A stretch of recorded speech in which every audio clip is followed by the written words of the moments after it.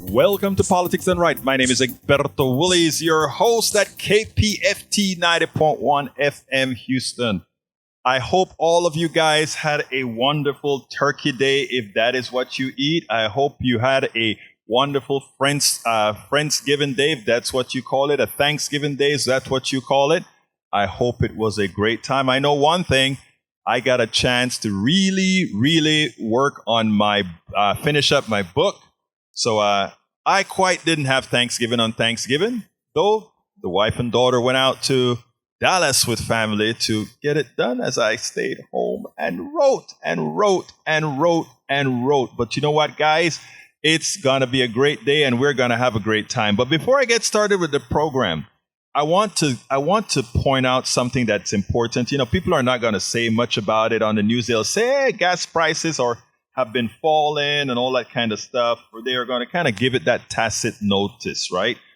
What I want to do is go a little bit more in detail on that again. But beforehand, I want to give you guys our number, 713-526-5738. Again, that number is 713-526-5738.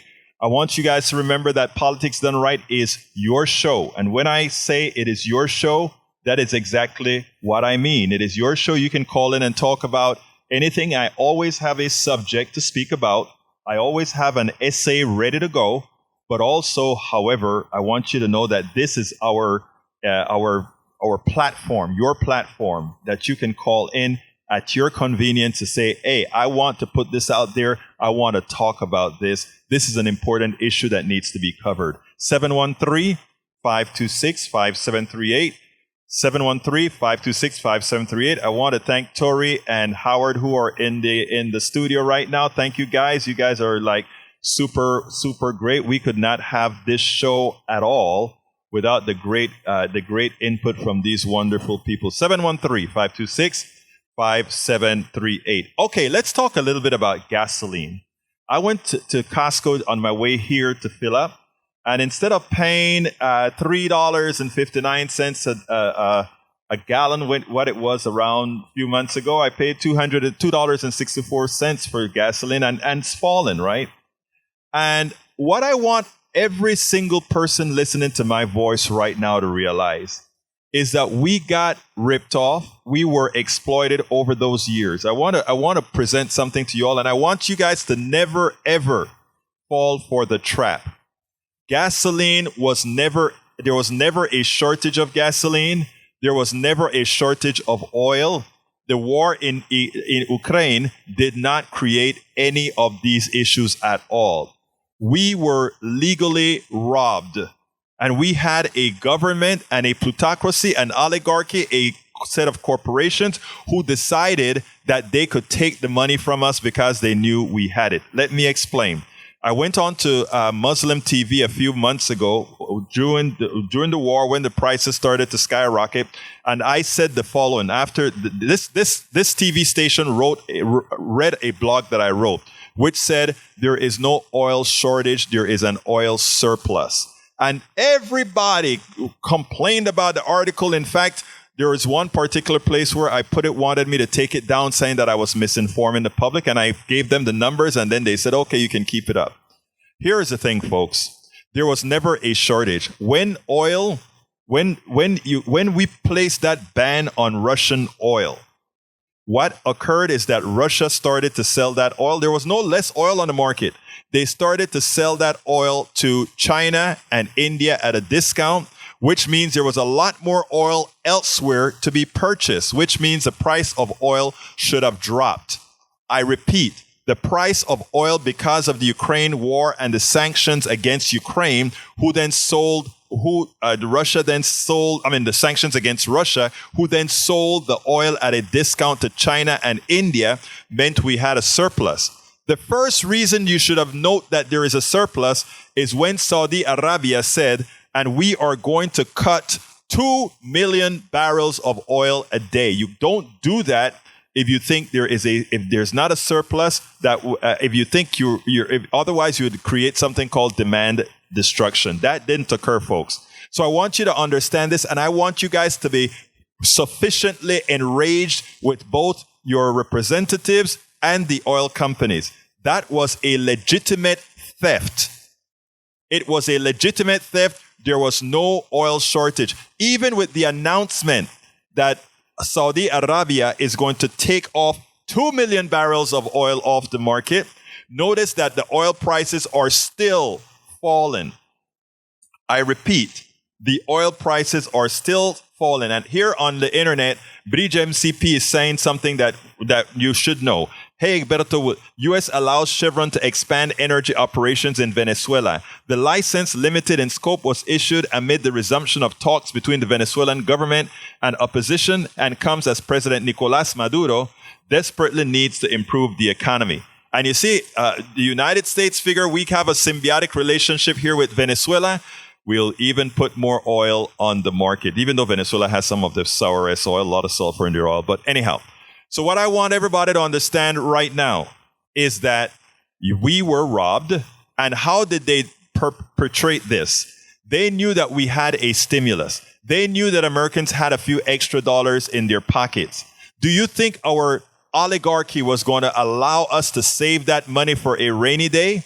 Do you think they were going to allow us to catch up on our bills and catch up on the debt that we have?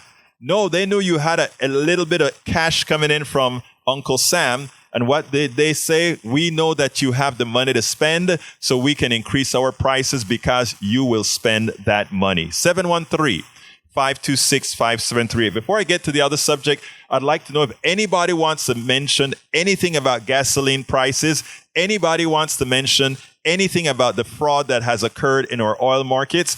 This is one of the reasons that I support wholeheartedly, that we need to remove the oil sector, which is use a whole lot of public lands that we as Americans should own to make a profit on us with no returns to the treasury, with no returns of any substance to the coffers of the United States. Maywood says, afraid I'll have, I guess that's another subject. But anyway, welcome aboard Maywood, welcome aboard Bridge MCP, welcome aboard Don to our chats online. Give us a call at 713-526-5738. Una vez más, 713-526-5738. If you guys don't want to talk anymore about gasoline, just remember what I said. We should be into our politicians' skins now to ensure that they don't allow what occurred over the last few months to occur again, because what the oil companies did is took money out of the pockets of mom and dad and aunt and cousin and those who least could afford it. And when you go and turn on your channel on CNBC and you see those guys in front of the stock market talking about how much profits they've made and how these executives have really downed all that money that they have. Remember, they took money out of that beautiful woman's with a kid's pocket. She couldn't buy her kid that toy. She couldn't buy her kid that meal because that rich, fat executive cat at one of these oil companies decided, we are going to take your money because we can. We have all price and power. We can do it because we can. West Brain says on the internet, gas price in Southern Oregon remain well over $5 a gallon. Again, go figure is the right answer. Go talk to your politician and start talking nationalization of the oil industry, and you see how fast those prices fall. If they ever believe that you are going to start being a part of the solution and not just complaining, if they ever believe that you are really going to start engaging the politicians to do the right thing, then they will start immediately dropping these prices because they're scared that finally Americans will get up. Americans will wake up and say, no mas, no more. All right, subject of the day. Title of the show today is We Willfully Submit Ourselves to the New Bondage. And what is the new bondage called? Antiseptic slavery. That's the title. We willfully submit ourselves to the new bondage. Antiseptic slavery. Doesn't sound nice. Nobody wants to consider themselves a slave to any system. And, you know, especially, let's say, our majority population. We know in America that we had slavery, but it never happened to us. So my subtitle is, it is easy to be pessimistic in the times where most have acquiesced to an insidious form of bondage. I refer to it as antiseptic slavery. I am optimistic, however, that grassroots action is the answer. And it starts right here. It starts right here. It starts with you listening to these words that we speak about. It starts with you calling in and engaging and giving info, supplying info, taking info, sharing info that's practical and that is worthwhile. It is important that we get there. 713-526-5738. Again, that number is 713-526-5738. Anyway, the title of the show again, like I said, is We Will. Okay, we can go ahead and throw that whenever he puts the name on. David. Come on into our system. All right. Para ver. Él estará ahí bien pronto. That means he will be on air with us very soon. David will be with you shortly. Don't worry about it. We'll get that. There you go, David. You're on. Hey, Alberto. I was just listening to your discussion about the so-called oil shortage. Yes, sir. You know, a few years ago, I received from a friend a pamphlet, and it was from Rice University, the James A. Baker Institute. Mm-hmm. And what they did was it had to do with a study concerning in-ground oil resources around the world. And they talked about some of the other countries like Venezuela. I know they claim that Venezuela has the greatest. Yeah, Venezuela has the largest reserve of oil, discovered oil already. Yes. Well, now, you know, along the north coast of Russia, there's approximately 7,000 miles of coastline in the Arctic Ocean. And the James A. Baker Institute, according to this report, the estimated oil deposits along the Arctic Ocean that Russia has access to probably total up to 4 trillion barrels of oil. I believe that. Yeah, I believe that. And then to consider how much land that Russia possesses, the largest country on the face of the earth. Right. And how much of that area has actually been explored by Russia in respect to oil deposits. A lot of it has been explored, David, but the thing why they talk about Venezuela, it doesn't surprise me, however, that Venezuela has the largest reserves right now discovered, because again, also we have to realize where Venezuela is. Venezuela is in an area where there's a whole lot of life, and you know oil is past life, right? Both. Yeah. Well, I know about Orinoco. Yeah. Orinoco, exactly right. Yes. And there are a lot of other places. Venezuela is like sitting on a pool of oil because, again, remember, there's Amazon there and all of that and all those plants and animals and everything that were there over millions of years. That's what we're burning now. That's why they're fossil fuels. But the reality is, yeah, Russia probably has a whole lot of oil. In fact, America probably has a whole lot of undiscovered oil right now in some of those mountains where we have faults, etc. But again, my whole tenet, David, was that we got ripped off by the oil companies telling us that there was some shortage that everybody should have known there wasn't. And it always irks me that our media buys into the narrative, okay, war in Ukraine, and somehow that meant that we had less oil, as opposed to war in Ukraine, sanctions against Russia. Russia sells oil cheaper to India and China, which means there's a lot more oil on the market. That competition alone should have dropped the price. It was a big collusion of oil companies and the whole market system that, I don't believe in the market anyway. The market, it's a mythical market. It's a mythical market.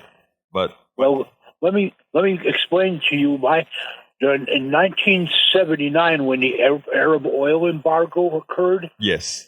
I was living in Albany, Georgia, and I still remember in the United States, no matter where you went, there were lines of automobiles standing, waiting to get gas. Yes. And this is a genuine oil shortage. Exactly. And I remember seeing those, even in Albany, where I was living, there were lines of cars trying to get to the gas stations to at least fill up a tank of oil, gasoline, however much gasoline was left in the storage tanks at the gas stations.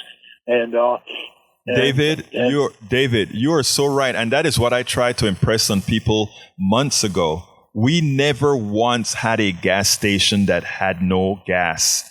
And that's where, when I talk about a mythical market, right? Supply and demand and all this crap that they talk about. And by the way, I do believe in supply and demand in a true free enterprise system. But in our market system, it doesn't exist. We just have price collusion, and we have those who control this thing called a market. It's a mythical market, and until we can find a way to express that to everybody, we can actually then fully take control of it. You say, David, go ahead. Well, these corporations, whether it be oil or other, we're existing in this oligopoly. Yes. Which is these large corporations. They control the markets, and they control prices, and they control supply, and they control demand. Right. So they have to create this myth, right, in order to convince us and to delude us into thinking that, well, the reason why they have to raise prices is because they're not making any money. I have these two right-wing ladies who come to this meeting that I go to on Thursday mornings at the Tracy G Center, and they always try to tell me, well, the oil companies, when I explain to them the profit, and I said, profit, man, and they say, well, there's still profit and what they're doing is they're trying to distort the definition of the word in order to convince me that these mega billion-dollar companies are not making any money. Right. And I know it's a lie. And, but what we have to do, David, is, and you hit the nail on the head, those old women that you talk about speaking to, right? They're listening to a set of media, and look, the media is purposefully confusing them. These women aren't bad.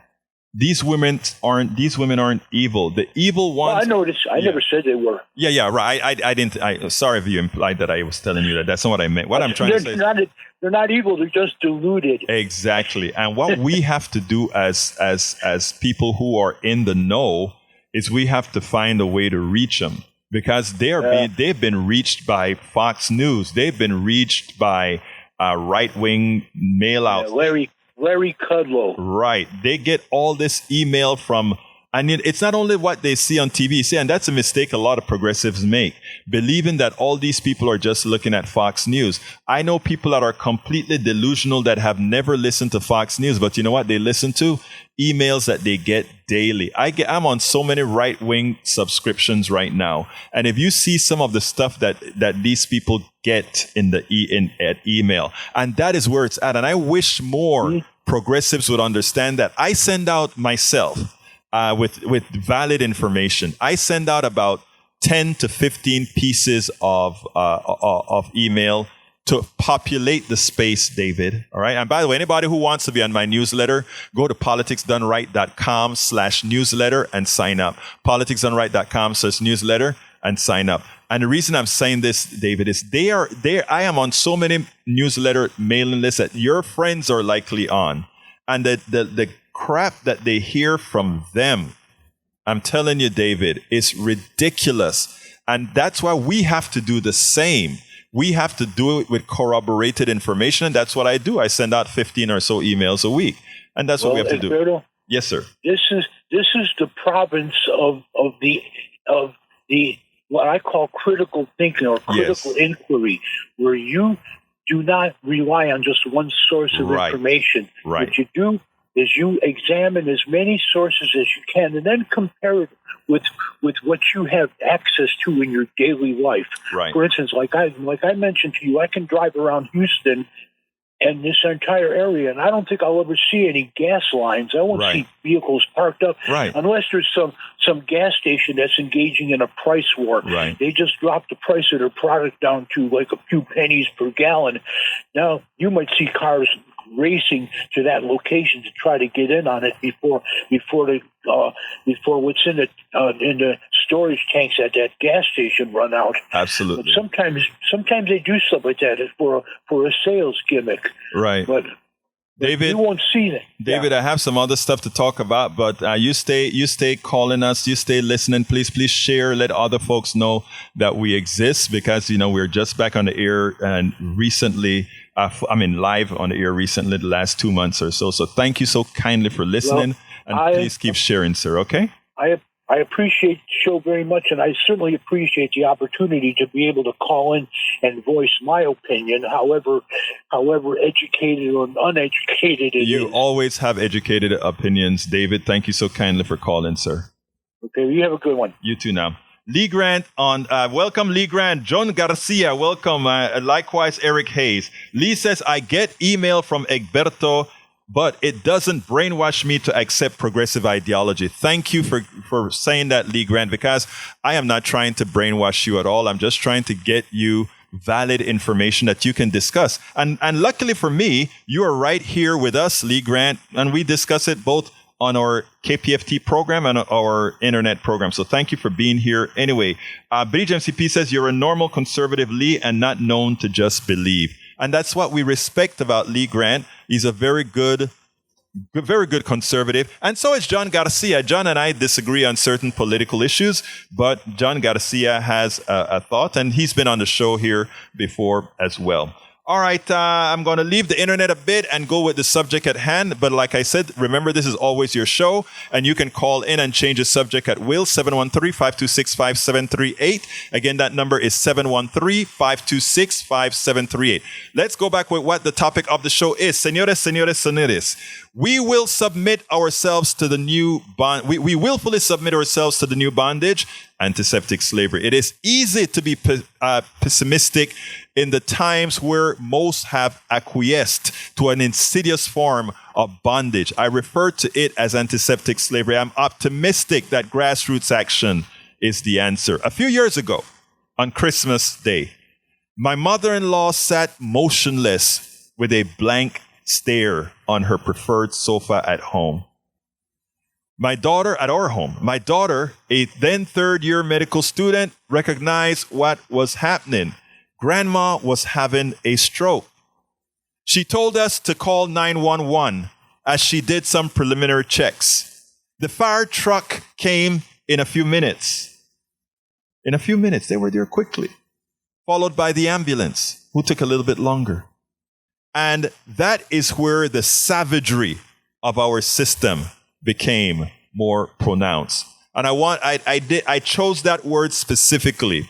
That is where the savagery of our system showed its air.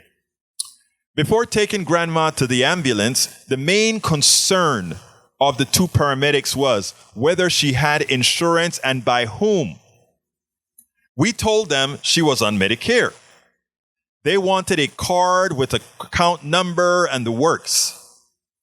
My wife rummaged through Grandma's purse to find that information. So here we are, distressed and concerned about a loved one having a stroke. And we had to first think about money. I mean, while I was at Netroots in Philadelphia, I met with a young man. He's retired out of Atlanta, had insurance in the United States in Atlanta, and he said his retiring years had to be lived in Canada. Why was it lived in Canada? He then pulled out a card, and he said, this card entitles me to ensure that I have health care. And he said, when I go to the doctor, I first see my primary, who sort of direct traffic as to what I need to see, which is what we need in the United States. We need a good person we need a primary doctor to direct traffic so that you're not pulled in by a lot of charlatanes, right? Anyhow, and he said, this card entitles me to that. There is a primary around every corner that you can go to. And he said that primary then select the services. And he said, we don't even think money when we go to the doctor. We don't think any of that at all. We just think getting healthy, getting health care. He said, I present my card and that's all that I need.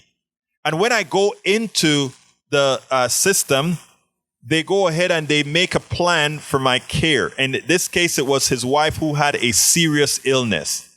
And if she had remained in Georgia, there's a good chance that she would not be here with us today. But no, he was in Canada. And they prepared her plan of action. And without ever having to talk about money or insurance or anything, his wife was cared for. In America, we call that extreme. For the politicians who want that kind of care for their constituents, we call it extreme. We say we can't afford it. It's a lie, but that's how we programmed our people. We program our people to say we cannot afford this, even as we have more billionaires than anything else. We have to do better. We have to learn more.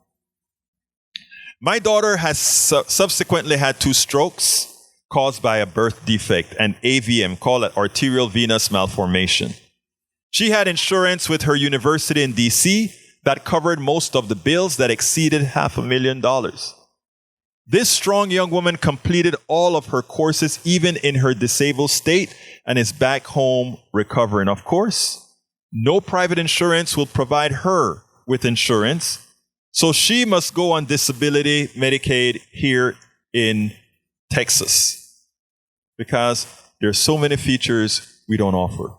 This in the country that calls itself the most advanced country in the world. This that calls itself the country that is exceptional. This that calls itself no other country matches us. Ask people in France.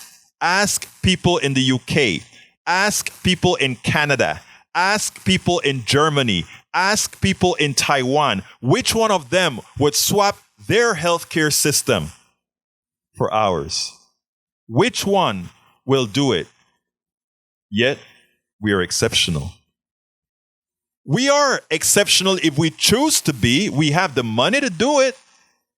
But we have allowed psychopaths to become billionaires under the pretext that they earned it. Not one single billionaire has earned the monies that they have. Not one. And anybody wants to have a debate as to whether any of those billionaires are deserving of the billions that they have. 713-526-5738. Again, that number is 713-526-5738.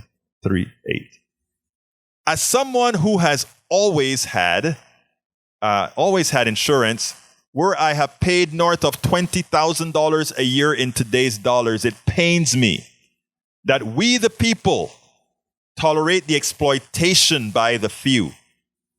I have had policies that cost me north of $1,200 a month with a $10,000 deductible.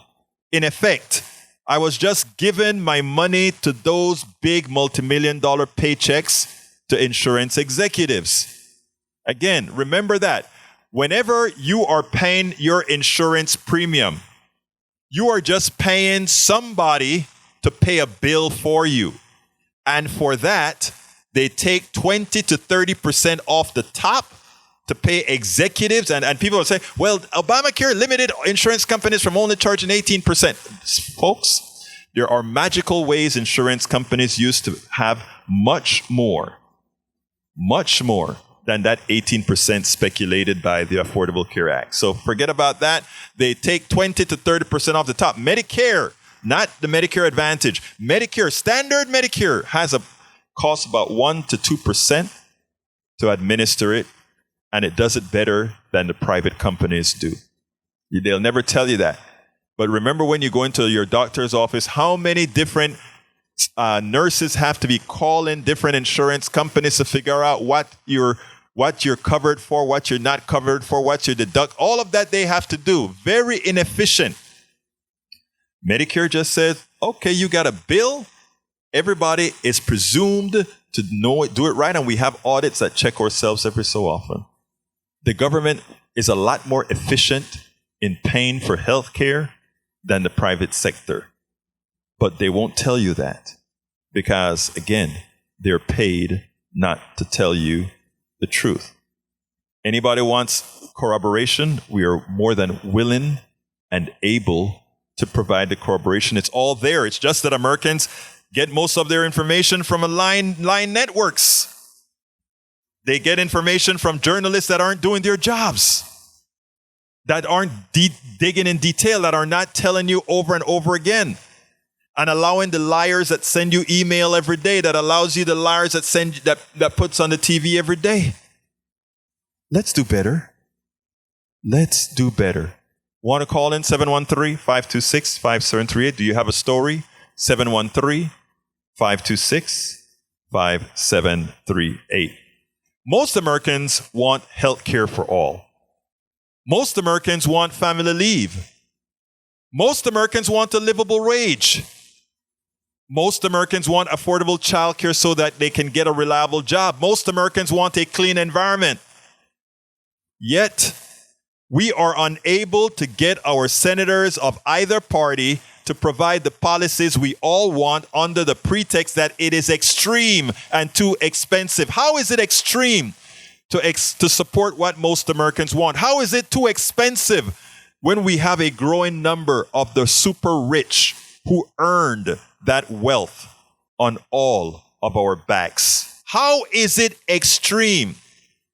They want to talk about, we don't want to increase to a living wage because it'll hurt the small businessman. The small businessman was paying $7.25 or whatever the minimum wage is in the lowest base state for decades.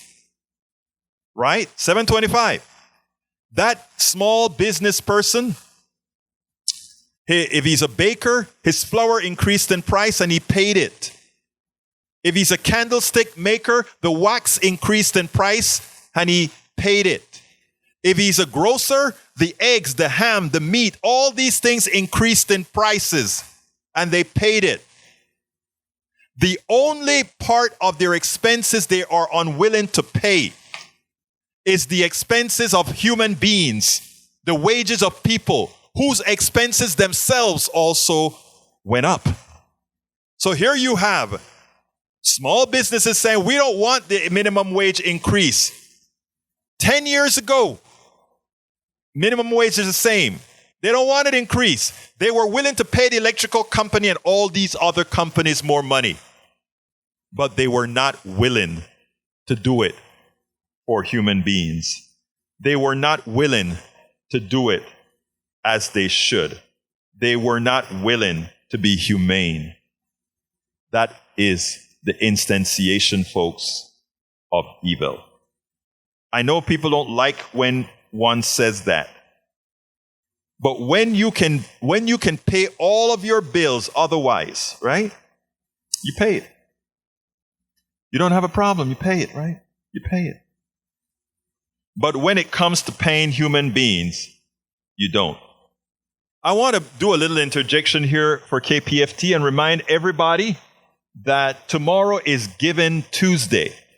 So please make your Giving Tuesday donations at kpft.org or on KPFT's Facebook Giving Tuesdays page, or call 713-526-5738 and hit option 1.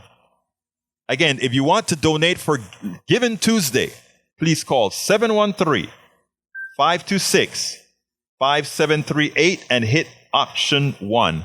If you want to talk to me right now, if you want to call into the program right now, call 713-526-5738 and hit the number 2. All lines are available. You guys are doing a lot of listening today, but I would love to hear some of your point. David called in earlier, but I'd love to listen to what others have to say. Do you agree with what I'm saying? We have a lot of people online, however, speaking. Lee Grant says there's plenty of fraud in Medicare. Medicare for All will amplify that. You cannot make a statement like that, Senor Lee Grant, That is not an accurate statement. We have Medicare. It has fraud in it. But the biggest fraud that we have in our healthcare system come from the private sector. You take a look at any bill from the private sector, that is the biggest fraud that there is. I told you earlier that my daughter's bill or its combined strokes were over $500,000. It should have been a tenth of that given the services that she received. But the biggest fraud in America is the healthcare system. The biggest fraud in America is the pharma companies who, again, take our money to develop drugs, and when it is time to market the drugs, they take the profit. That's why most of drug companies' budget is not in research and development, but it is in marketing. So, Brother Grant, I hear you. You think that there would be more fraud. The private sector has much more fraud than the government sector. And if you doubt it, look at your bill. Eric Hayes says, Umegberto, over 70% of people getting relief want taxpayer to pay their debt. As they said, they would use the money. No. Again, that is a lie. Most Americans work very, very hard for their monies, very hard. You go to the deepest ghetto in this country, and you go to the bus stations, and you see very hard-working Americans who are underpaid. They're not given a living wage. That's why they're always trying to get whatever they can. It's called survival. Folks, give us a call, 713-526-5738. Deb Denny is saying, Eric Hayes, the billionaires reap the rewards from their companies denying healthcare services. You understand it. You're getting that right, Deb Denny. Again, welcome aboard, Deb Denny. West Brain also says, extreme defines our healthcare system, one where people die because they cannot get the care they need when they need it and when their doctor wants it. Unnecessary deaths are extreme. Thank you for making that association, West Brain. Lee, let's see who else we got here. Deb Denny, thanks for being in the put in your 2 cents in the chat. We also have Eric Hayes that says, do the maths. All that said, Egberto, we finally blame his own party too. Let's get one thing straight first. I am a progressive that caucuses with the Democratic Party as a person. This is myself as a person now. I'm not talking as a host, as a person. But I'm owned by nobody, and I call out everybody. Absolutely everybody. Because my goal in this program, my goal in what we do here at KPFT on this show is to inform and to ask folks to be self-empowered. Notice what I learned this at my last conference. I used to say, my goal is to empower people. And a guy came over and said, who the hell are you to think you can empower anybody? We are all empowered, which I had to change my phraseology. I am here to say, you are empowered to do these things. Nobody can empower you. You self-empower to do these things. West Brain says, the private sector sucks money from the public sector, taxes and channeled to support the private system. And exactly right. Most of your tax dollars eventually wields itself right through the private sector. Anyhow, 713-526-5738. Again, folks, please be sure, give us a call, 713-526-5738. Hit the number 2 if you want to talk to me. Hit the number 1 if you want to give a donation for Giving Tuesday. Anyhow, continuing with the program here. Like I said, most Americans want health care for all. Most Americans want family leave. Most Americans want livable wage. Most Americans want affordable child care for them, that they can go out there and get a meaningful job. Most Americans want a clean environment. Yet we're unable to get it because the senators, Democrats and Republicans alike, people like Joe Manchin saying, it is extreme. It is extreme to care. It is extreme for us to provide services that we can actually afford. No, they are the ones that are extreme, folks. They are the extreme ones. At least 80% of Americans are in a type of bondage that they believe they must endure. I call this form of bondage antiseptic slavery. Why? During the brutal form of slavery that blacks endured, they were considered property. The slave owner who only cared about capital had to keep his machine, the slaves, productive. They had to clothe, feed, and provide them with health care. They had to put all these services into those machines. They're slaves. They had to invest in them. Today, masters, the corporate executives have made the new slaves and employees expendable and replaceable. It is a system more efficient than slavery. While its brutality does not leave physical scars, its economic damage is permanent. Come on in, Paula. How are you doing today? Doing good. Talk to me.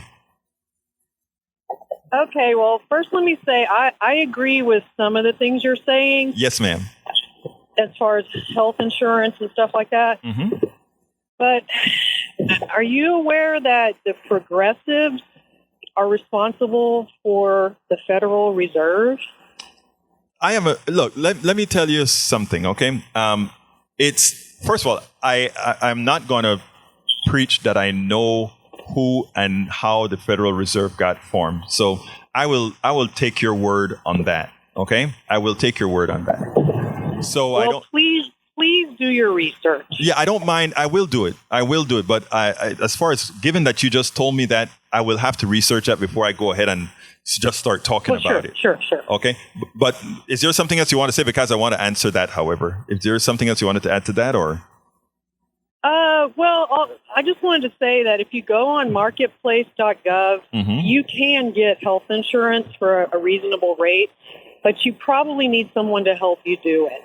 Okay. So I urge people to call them and get them to walk them through and figure out the best plan, because the silver plans are not usually the best. Right.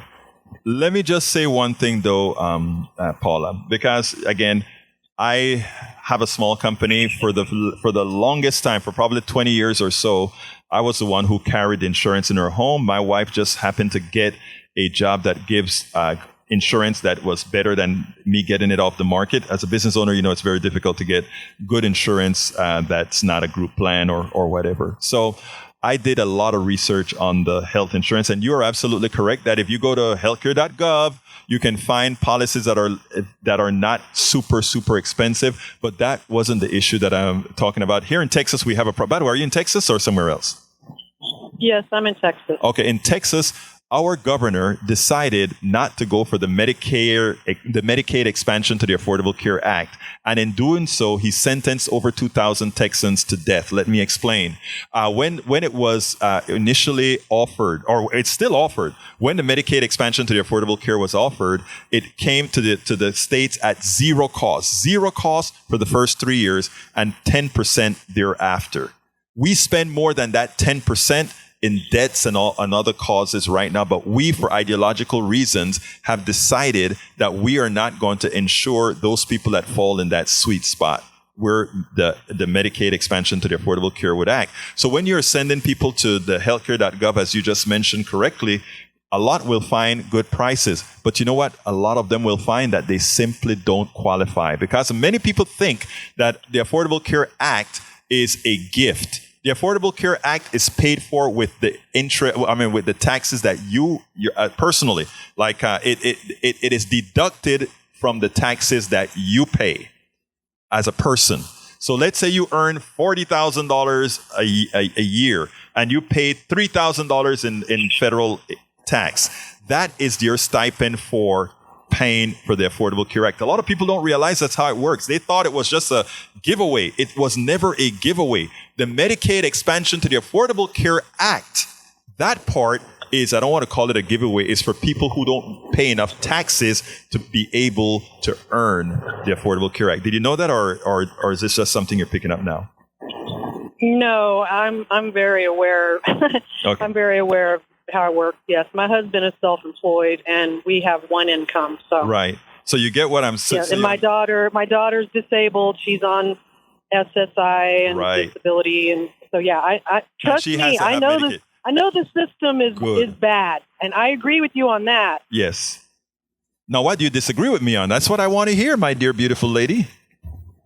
Okay, well, I do disagree with the minimum wage points that you made, only because I have friends who live in New York, yes. and minimum wage is much higher there, and yes. so is the cost of living. Yes. Let me ask you a foolish question. So it will raise the cost of living. Yes, it will. Let me ask you a question, though. As a small business, 10 years ago, right, was paying $7.25 for minimum wage, right? Right? Yeah, and that's ridiculous. Okay, but let's say let's assume it's not ridiculous. All right, now 10 years later, the cost of living has gone up 40%, right? Should that minimum wage still be at $7.25? In Texas, no. And really, Texas is one of the few states I think that are still paying that, right, as far as I've known. The southern states. Yeah, I agree. It should go up. It should go up to probably a 9. Right. I don't know. Honestly, that is my thing, right? My thing is not to know the. I always tell people a lot of this is outside of my pay grade. What I mean by that is I don't want to know. I mean, I don't want to create policies for things that I don't really know, but there's some things that both you and I know. And you just agreed right there. So I don't really know what disagreement we have. We seem to be. Okay, well, my only disagreement was that you think that it was the small businesses being greedy. It's not the small businesses. It's the big businesses. It's the corporation. Mm-hmm. Let me say one thing here, because I'm a small business too. And I think you said you're a small business as well, right? Yeah. Yeah. So both of us are in the same boat, Paula. Maybe I need to modify how I said about small businesses. What I wanted to say with small businesses, and tell me how I could say this differently, and is as follows. As a small business owner, you know that your electric costs increase, your whatever products you used to make your product, all those prices increased, and you had to pay it because they increased. Well, your employees, all those costs increase for your employees also. I am saying that we should have some mechanism that also takes that into account, because it's only the human side that we don't have to increase the prices off, right? You're right, and you have no choice but to pay however much they want to charge you for energy. Exactly. It's an energy mafia. It's the energy mafia. I am with you, young lady. I'm with you. And what I'm saying is, a lot of times, when you said, did I know the progressive did the Federal Reserve and all of that? All of those things may be true. And actually, if you tell me, I believe you. You sound like a very responsible person to me. All right. So what I really want to say is the following, though. And that is, if you take a look at what we generally smirk about, and I don't even want to say fight about, smirk about, these are all smoke screens. We have a bigger fish to fry, and that is our plutocracy. They really take advantage of us, and they keep us fighting for crumbs. I want to make sure that your daughter has all the health care she needs. I want to make sure that you don't have to jump on healthcare.gov to fight and figure out what best prices to take and make options as to, well, if I take this low price, I won't be able to see this doctor, that doctor, that doctor. I want a healthcare system for all, because we can afford it, because we deserve it, because we earned it. Your thoughts? I don't know about earning it, but you don't think you earn healthcare, Paula? Or let me ask, do you go to the grocery store every day? It should be available on the free market, and it's really not. Why on the free market? Why on the free market? Because it would be cheaper. It was cheaper if you look up the price of healthcare in the 80s, mm-hmm. It was much lower. Yes. But you know why? And the hospitals, it's a much bigger scam than you probably realize. No, it is a scam. It is. Let me ask you this, because I want to dispel that notion that the free market is more efficient than the government running healthcare. And let me explain what I mean by that, paying the bill for healthcare. Isn't it true that if we have 10 different insurances and a doctor's office has to have personnel to figure out which insurance companies to use, that's going to cost more? Isn't it also true that every healthcare company has to have its own CEO and all of that, databases, advertising costs and all of that? Even if government is 10% inefficient, let's say it's 10% inefficient, it still will be more efficient than the private sector. And that is, we are. Well, so you know what? Yeah. I will definitely give you that point. And after what we've all been through, mm-hmm. and over the past few years, I think it's we will eventually get to that point. Mm-hmm. We will get. Because yes, it's too expensive. You know when we get there, Paula? We get there when we get folks like you there. And this is what I mean this from the depths of my heart here. When you said we need to leave it up to the market, my heart sank. Okay? And then when you just came back, that's the ideal. Yeah, but I don't understand why. We do not live in an ideal world. We don't live in an ideal world. Yeah. No, where I sank is for. I think we were all indoctrinated into believe that somehow paying a bill plus profit is cheaper than just paying a bill. You see what I'm saying? In other words, these insurance companies don't do it out of the goodness of their heart. They do it because they want to make a profit, and that profit comes from your premiums. Now, if you take a nonprofit entity, the government, let's say, and pay the premium to the government, that money goes a lot further than having to pay all these other costs, including high-price executives, right? So I am trying to get I'm honest here. I'm trying to get folks to rethink that somehow everything belong in the free market. I believe that. Okay, but what do you think about public-private partnerships? Because we no longer have pure anything like government controlled anything. It's all corporate government. I agree. And let me tell you where I think the private corporate partnership goes in healthcare, right? I couldn't design every single protractor or the government, it's not a good place to innovate on things, right? In other words, I will design a new prosthetic because I'm sitting down tinkering and all of that. I'm a private guy. You may design some new hand or whatever as a private person, right? And after you've recovered that, I think then, I want the private sector to do those kinds of things, right? But for the things that don't require innovation, right? Why should somebody continue to make a hell of a lot of money on paying a bill? Yeah. Things that don't require innovation, right? We only have these things because we want innovation, right? And complicated part. Right. And that's what I'm saying. Right now, you know what the oil companies do is free money. They've already drilled the oil and the oil belonged to us all. But while in Venezuela, they were trying to get the oil to belong to many people, here in the United States, we say, oil on government lands belong to the corporation. Oil on private lands, you only get a little royalty for it. We have a system that is so inhumane, that is covered in humanity. In other words, we have a facade of humanity.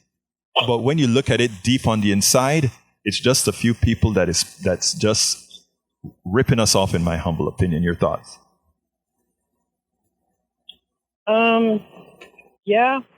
Yeah, I'll agree with that. And I might lose you because I'm about to drive into a dead zone. That's fine. Let me just tell you, I got to go as well. And I want to thank you for calling in and really being present in the conversation. So thank you so kindly for calling, Paula.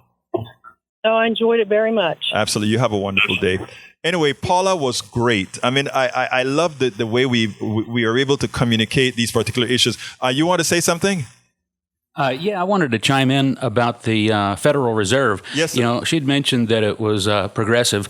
Woodrow Wilson, that's arguable if he's a progressive or not. But, you know, what is progressive about the Federal Reserve and what they do right is that they're basically a co-op. They issued non-profit loans, interest-free loans. It's basically a co-op of all the big banks. And so that's what we need as a model for just regular consumer banking. You know, we shouldn't have to go to a for-profit bank for your first-time, house loan or your small business loan.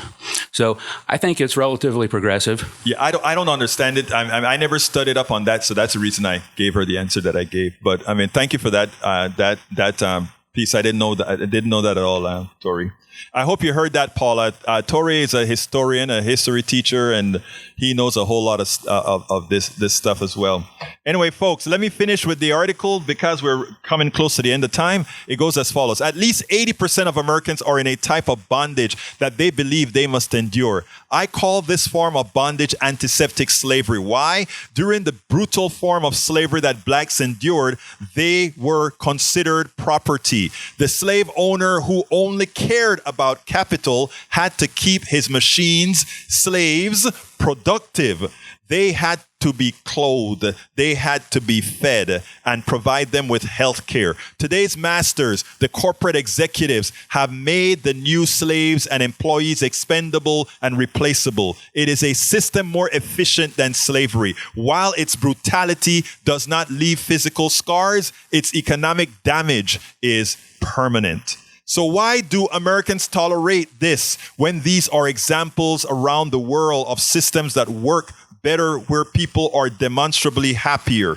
Too many either believe that is how things are destined to be, or they believe they have no recourse. It have been written, I have written about this ad nauseum, about the fraud that is our healthcare system, our education system, and economic system as a whole. But the wealthy, the plutocracy, and the oligarchy have a huge megaphone. It is well funded by a ruling class that presents a beautiful face of philanthropy as they hurt us behind the scenes using many of our own institutions. And informed grassroots movement using geometric progression is our big megaphone. What do I mean by that?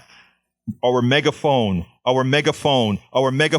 You know what? We don't have 10 megaphones. We don't have 100 megaphones. We have millions of megaphones, folks. If we share information among ourselves, if we respect ourselves, if we respect each other, if we look out for each other, it doesn't matter what those psychopaths, the billionaires, do. Ultimately, it is ours. Remember that. We are the ones who create wealth. We are the ones who create things. We are the ones who create, not them. Most of them are exactly right, Howard. Howard did the right thing. I won't say it, but he did the right thing. We are the ones who create. Don't ever, absolutely ever forget it. Play second fiddle to nobody. Let's activate. Let's use our own power. But he says in the 80s, having a part-time job had you full health insurance until Reagan. True. Let's see what else we have here.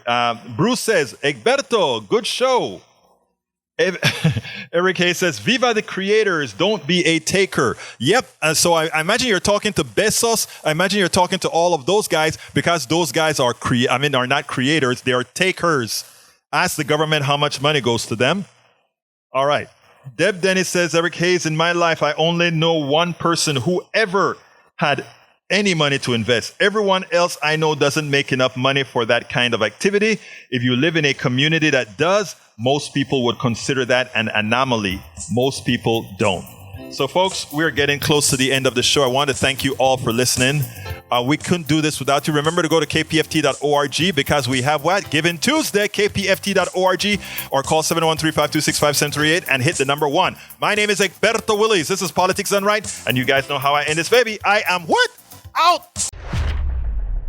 We spend a lot of time deconstructing the news, trying to parse it into a form that everybody can understand. We try to find those little nitpicks where it flies above the fray, etc. If you really like these videos that we do, I want to ask a big favor. Please go ahead. Number 1, subscribe to our channel. And number 2, please join if you can. Thank you so kindly for watching. Keep watching. Please remember to share. We must populate the entire internet with our progressive message, a message that we know is what most Americans say that they want. So help us, please join.